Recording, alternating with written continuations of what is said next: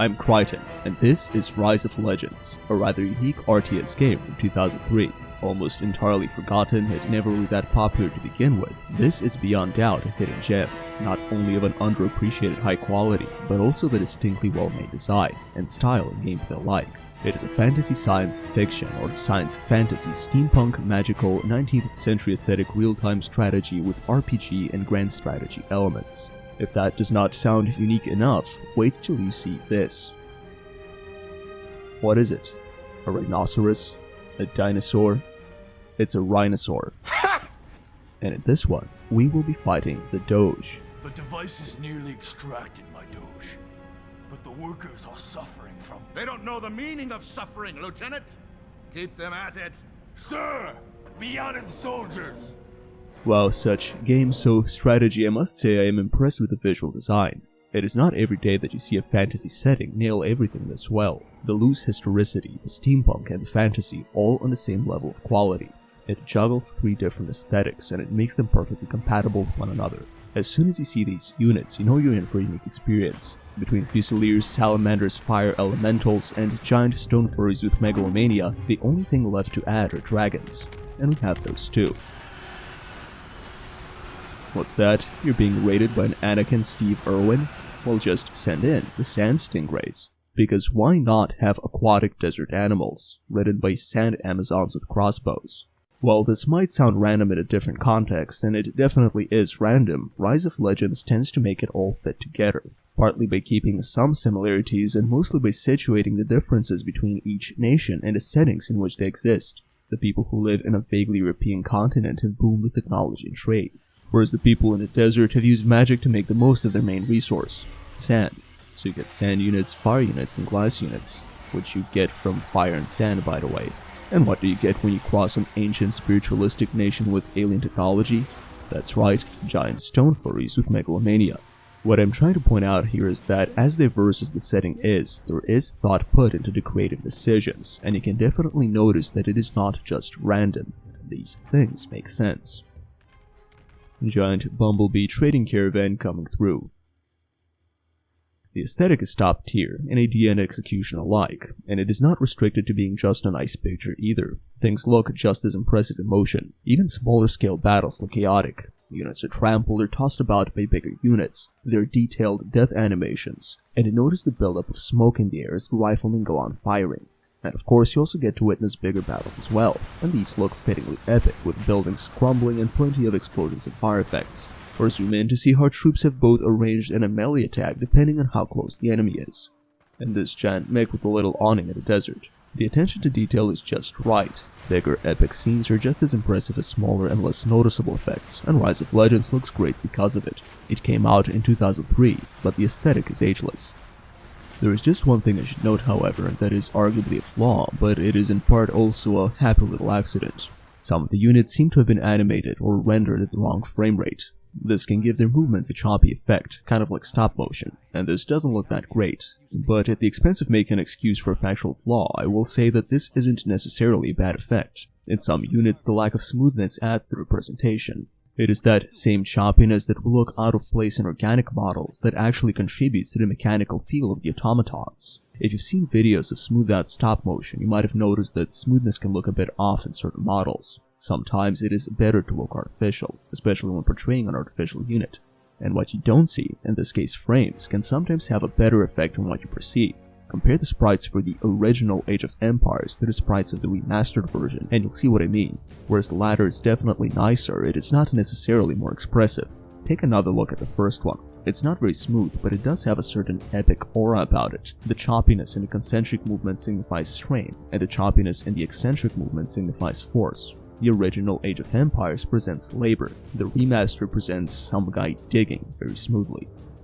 So the wrong frame it was certainly a mistake, but kind of like an overweight girlfriend, it grows on you. And it's not just about visuals, but the music is also very well done. Normally I don't talk about music in my reviews because I did not consider most video game music to have much of an artistic value. Kind of like matte paintings, it can be superb, but there is a reason it is restrained to the background. But in this case I need to note two things. First, being an RTS, the soundtrack is something to which you will be listening for extended periods of time, so it doesn't matter more than usual. And And second, it is a very interesting selection for a score. Take a look at this desert map. What do you think the music is going to be like? No doubt something like this. Well, the jazz piano begs to differ. Instead of indulging in a Phrygian cliché, this piece is a tempered piano. It adds to the magical ambient, but it also humanizes the nation in question. The exotic and not at all like us, these magical sand people are cultured and sophisticated, and they enjoy the same things we do in our civilization. I'm not making a political point, I'm just making a slight ludo-auditory point. It is pleasant to the ears, and it allows for some contemplation if you're the overthinking type.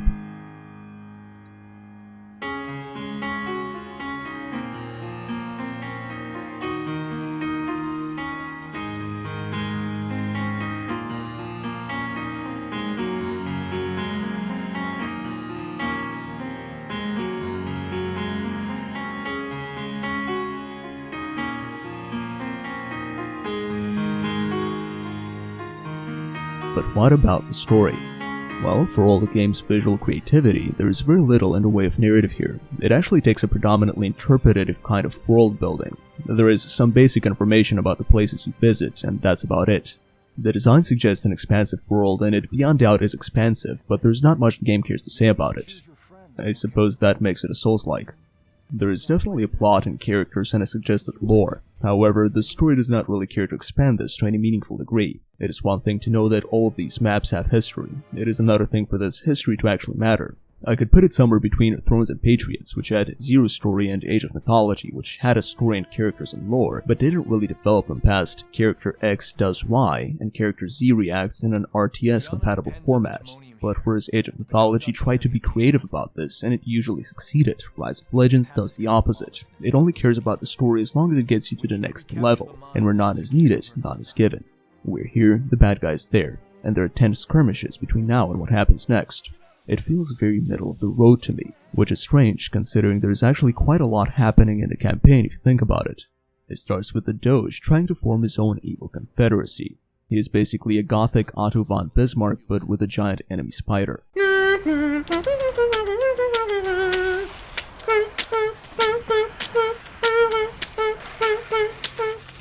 You begin fighting Otto von Bismarck only to realize that his motives do not stop at greed alone, so you travel across 3 continents to put an end to his evil plans. In the meantime, there are hints at political struggles, a possible romance, and a protagonist's potential slip into vindictive villainy.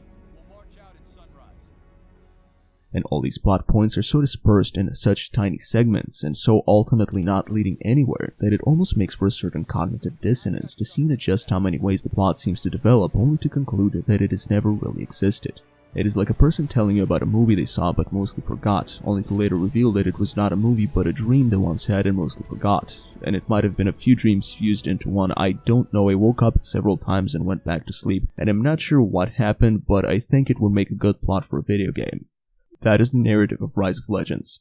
I think there is a lot of missed potential in this. I can see that they tried something, and there are some impressive cutscenes at the end of each campaign, not to mention the introductory cinematic, but it doesn't really get going. The intrigue actually peaks at the end of the game.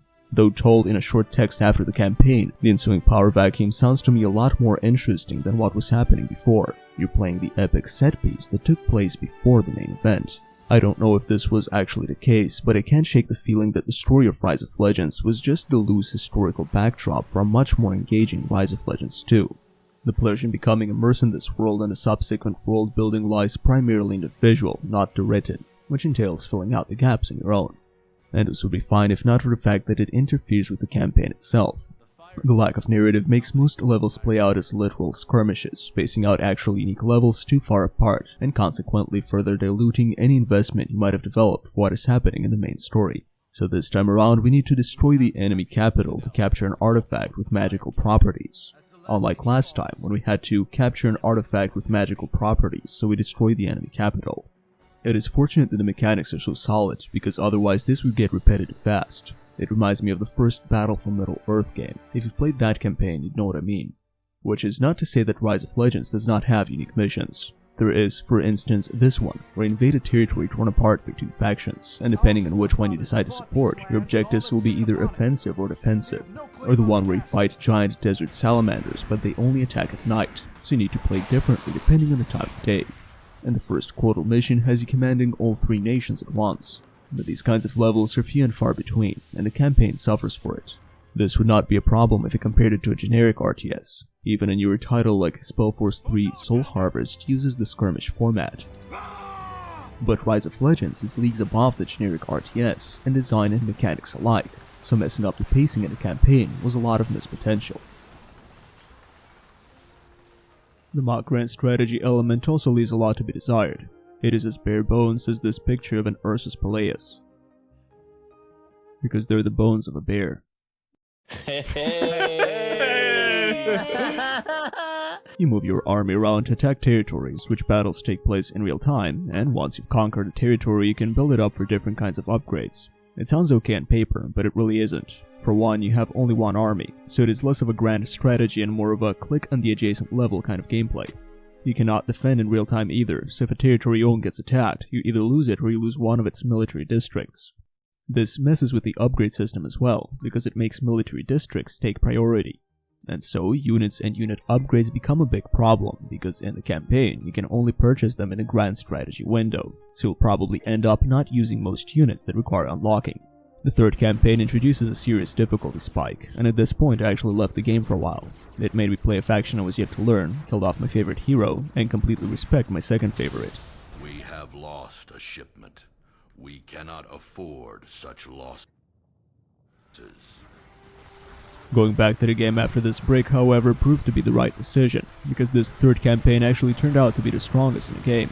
It features some of the most entertaining missions, and the weird thing is that, as I say this, I'm referring specifically to the skirmish type levels. The AI is slightly more aggressive, and on certain maps it has advantages that you do not, like a bigger starting army, and this forces you to come up with a battle plan and try to see it through. You do not just rush, nor do you build up and stomp. There are different tactics for different scenarios, and it is up to you to discern which is which. Challenging at almost every turn, at times frustrating and ultimately rewarding, it turned the campaign from generic to unique. Rise of Legends became one of those presently rare games where, unless you are good enough, you cannot progress. It is designed to be fair, but it is also designed to pose a challenge, and it is even considerate enough to let you lower the difficulty if you're one of those people. But make no mistake, it does get repetitive, especially during the Aline campaign. On the bright side, late game you command a sizable starting army, so you should be able to storm the enemy capital quickly, at least some of the time. Like right here, I just amassed a huge army and I went for the capital just as their army left to conquer other cities. Oh, they're back. And they're big. What even is that? Death Sphere. I don't know what that means, but it is probably not about angles or life. I still won though. Were no match for us. We have triumphed over them.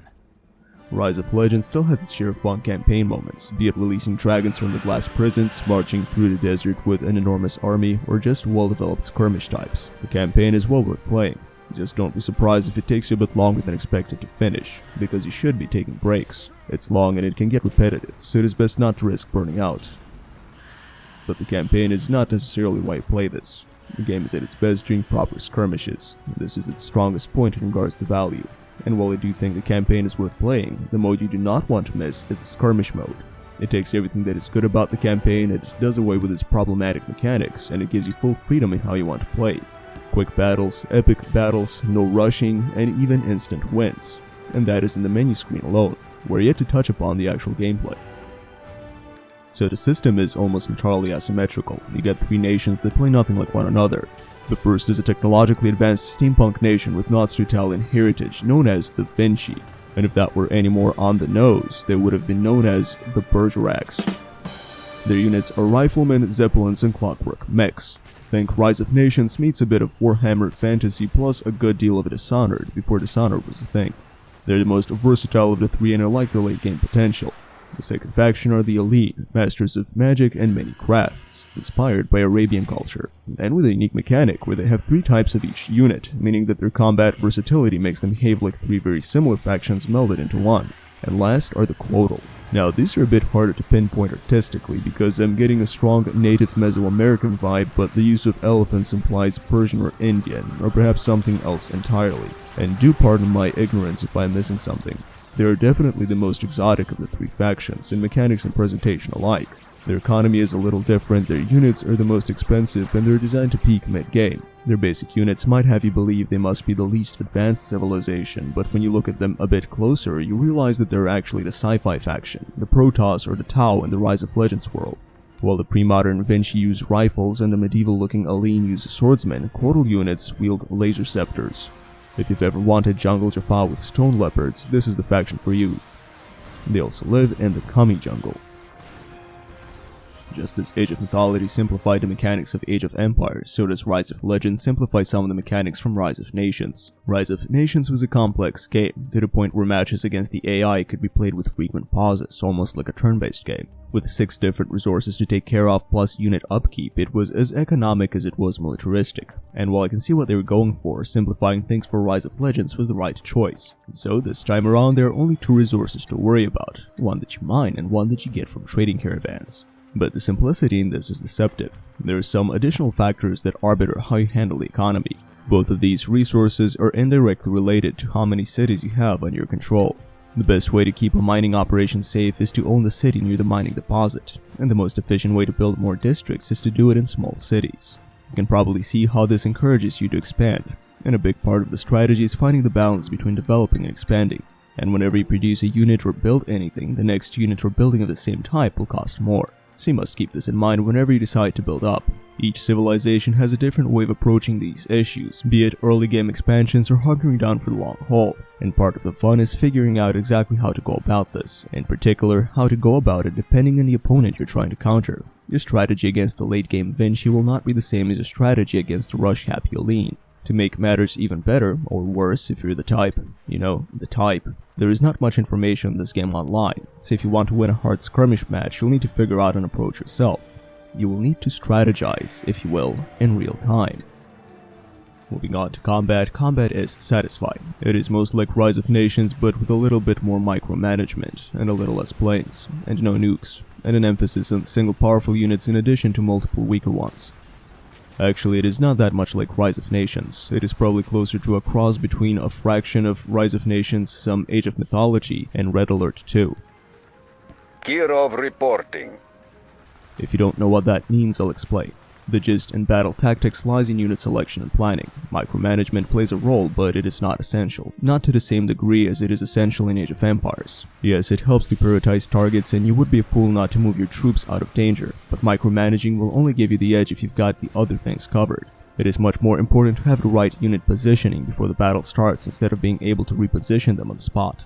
Think Scout versus Heavy in Team Fortress 2, or perhaps Quake versus Rising Storm. Rise of Legends, much like Rise of Nations before it, is the type of RTS that favors planning over thinking the spot, and strategy over reflexes. It is important to adapt to the moment, but the emphasis is on foresight. Since there are seldom any hard counters and units tend to move around slowly, this may take some getting used to, but it makes perfect sense when it eventually clicks.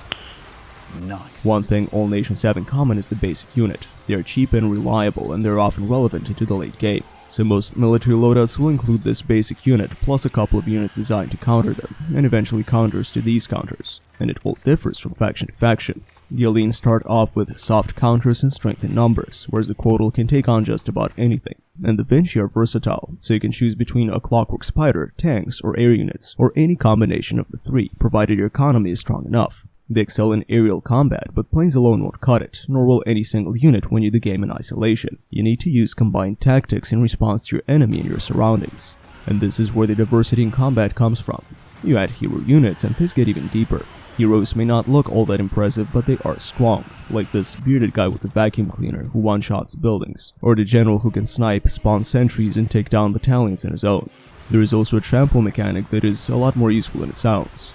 Add map-specific objectives, national powers, and special units, and things get deeper still. And this is on top of the economy and expansion mechanics. And trust me, I've covered only about half of it. Base building has only a minor role in this, but there are defensive structures you can utilize if you're the type to turtle. There are a few defense-centered missions in the campaign, and at least 3 that I remember where winning can be achieved exclusively through tower defense and heavy turtling. I like the Quotal Tesla towers for this.